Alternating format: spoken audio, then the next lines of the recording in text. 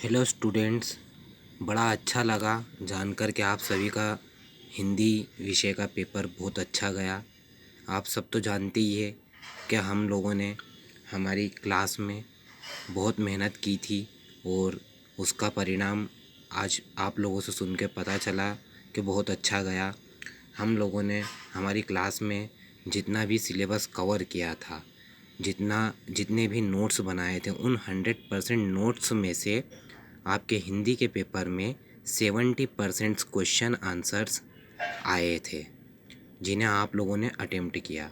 तो मैं आशा करता हूँ कि आप सभी का हिंदी सब्जेक्ट में मार्क्स 55 प्लस होंगे और इसी उम्मीद के साथ मैं आपको आपके अगले पेपर के लिए बधाई देता हूँ स्टूडेंट्स, क्योंकि आपका नेक्स्ट पेपर इंग्लिश सब्जेक्ट का है और इसमें भी हम लोगों ने बहुत तैयारी की थी।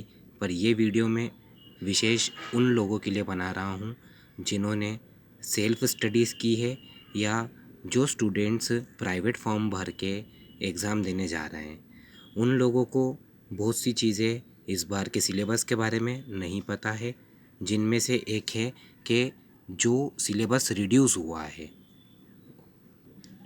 उस सिलेबस के बारे में सभी स्टूडेंट्स को ठीक से नहीं पता है।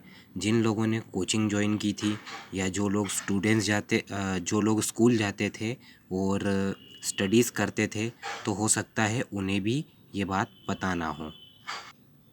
तो आज मैं आप सभी को इस वीडियो के माध्यम से एक बार फिर से सिलेबस के बारे में बताना चाहता हूँ कि इंग्लिश सब्जेक्ट में आपको एग्ज़ाम की तैयारी के लिए क्या पढ़ना है और क्या नहीं पढ़ना है। तो चलिए स्टार्ट करते हैं इंग्लिश सिलेबस को समझना और क्या चीज़ की तैयारी हमें कितने अच्छे से करनी है, कौन सी चीज़ें पढ़नी है, कौन सी नहीं पढ़नी है और किस चीज़ के लिए, किस क्वेश्चन के लिए आपको कितने मार्क्स मिलेंगे। तो आइए जानते हैं सिलेबस के बारे में। अभी आप आपकी स्क्रीन पे देख रहे हैं, मैंने यहाँ पर कुछ नोट्स बना रखे हैं। जैसे कि आप देख सकते हैं, मैंने एक कॉलम दिया है यहाँ पर। कॉलम में आप देख सकते हैं, कॉलम है 12वीं बोर्ड परीक्षा का, 12वीं बोर्ड परीक्षा 2022-23। इसमें सेक्शन है। सेक्शन आपके पेपर में जो सेक्शन आएंगे, तो इस बार पेपर में आपके पैटर्न में रहेगा section A, section B, section C और सेक्शन डी। इस सेक्शन का मतलब ये नहीं है कि अलग अलग पेपर रहेंगे। इसका मतलब ये है कि एक ही पेपर में जो भी क्वेश्चन पूछे गए हैं वो 4 अलग अलग कैटेगरी में पूछे जाएंगे। तो पहली कैटेगरी है आपकी ए, सेक्शन ए, जो है रीडिंग स्किल्स। रीडिंग स्किल्स का मतलब ये होता है कि जिसमें हमने अनसीन पैसेज पढ़े हैं और जो भी अनसीन स्टोरीज़ रहती है उनके बारे में। तो यहाँ आपको वो क्वेश्चन आएंगे 14 मार्क्स के, 14 मार्क्स के, जिसमें से एक रहेगा 10 मार्क्स का जो कि रहेगा अनसीन पैसेज, और एक रहेगा 4 मार्क्स का नोट जिसमें आपको लिखना रहेगा किसी पर्टिकुलर टॉपिक के बारे में। नेक्स्ट आपका सेक्शन है बी। बी सेक्शन में आपको आएगी राइटिंग स्किल्स। राइटिंग स्किल्स मतलब कि यहाँ पर आपको लिखने का वर्क रहेगा जो कि रहेगा 12 मार्क्स का। अब इसमें लिखने का जो वर्क है, तो आप लोग जिन्होंने क्लासेस अटेंड की उनको पता ही है क्या क्या लिखना है। तो सबसे पहला सेक्शन रहेगा एक लेटर का जो कि 4 मार्क्स का आएगा। फिर आएगा एडवर्टाइजमेंट, स्पीच, पोस्टर, इस टाइप के क्वेश्चन कोई एक आएगा जो कि 4 मार्क्स का रहेगा। फिर रहेगा एक स्पीच या किसी सीन के बारे में आपको लिखना रहेगा, तो वो भी 4 मार्क्स का रहेगा। ऐसे करके 4 + 4 + 4 = 12।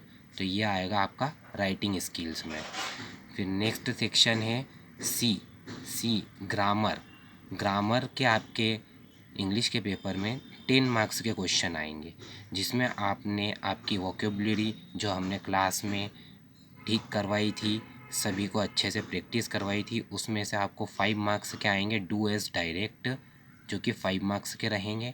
फिर आएंगे आपको सेंटेंस बनाने के क्वेश्चन आएंगे और कुछ फिलअप्स आएंगे, जिनमें आपको पता ही है कि ब्रैकेट में आपको इंस्ट्रक्शन दिए होते हैं, तो वो भी रहेंगे 5 मार्क्स के टोटल।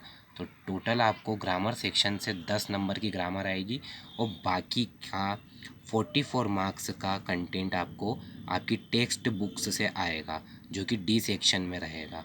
एक रहेगा फ्लेमिंगो से 33 मार्क्स का सेक्शन और दूसरा रहेगा बुक से विस्टा बुक से रहेगा, जो कि रहेगा 11 मार्क्स का सेक्शन। इस तरह से आपका टोटल पेपर एक कल आने वाला है 80 मार्क्स का। तो आपसे मैं आशा करूँगा कि आप इन्हीं बातों पर फोकस करें, ज़्यादातर अनसीन पैसेज के आंसर लिखने पर, लेटर पर, एडवर्टाइजमेंट, स्पीच और फ्लेमिंगो के क्वेश्चंस पर, क्योंकि ये सबसे बड़ा सेक्शन है 33 मार्क्स का। इसमें आपको आपकी बुक से रिलेटेड सभी क्वेश्चन आंसर्स आने वाले हैं, तो जितना हो सके आप कवर कीजिए, क्वेश्चन आंसर्स को रीड कीजिए। तो स्टूडेंट्स, चलिए अब हम देखते हैं कि हमें हमारी इंग्लिश की बुक में से क्या क्या चीज़ें नहीं पढ़नी है, जो कि इस साल सिलेबस में से डिलीट है, रिड्यूस है। अगर आप इन्हें पढ़ते हैं तो इसका मतलब ये है कि आप आपका टाइम वेस्ट कर रहे हैं, क्योंकि गवर्नमेंट ने जब सिलेबस रिड्यूस कर दिया है तो इन्हें पढ़ने से कोई मतलब नहीं है। यहाँ केवल आपका टाइम वेस्ट होगा और इनसे जुड़े हुए क्वेश्चंस आपको पेपर में नहीं आने वाले। तो चलिए देखते हैं। सबसे पहला है फ्लेमिंगो बुक से। फ्लेमिंगो बुक से आपको पोएट्री सेक्शन नहीं पढ़ना है, पोएट्री सेक्शन से कोई क्वेश्चन नहीं आएगा। सेकेंड है an elementary school classroom in a slum. इस स्टोरी के बारे में भी आपको कोई क्वेश्चन आंसर नहीं आने वाले। तो प्लीज़ स्टूडेंट्स, इन्हें बिल्कुल ही इग्नोर कीजिए, इससे आपका टाइम भी बचेगा और आपके अदर क्वेश्चंस कवर करने में आपको हेल्प मिलेगी। तो मैं तो यही सजेशन दूंगा कि आप आपकी बुक, आपकी कॉपी, आपके जो भी सीरीज़ आपने परचेज़ की है उनमें से इन सेक्शंस को सबसे पहले कट कर दीजिए। इस तरह से आप क्रॉस कर दीजिए ताकि आपको याद रहे कि आपको ये नहीं पढ़ना है।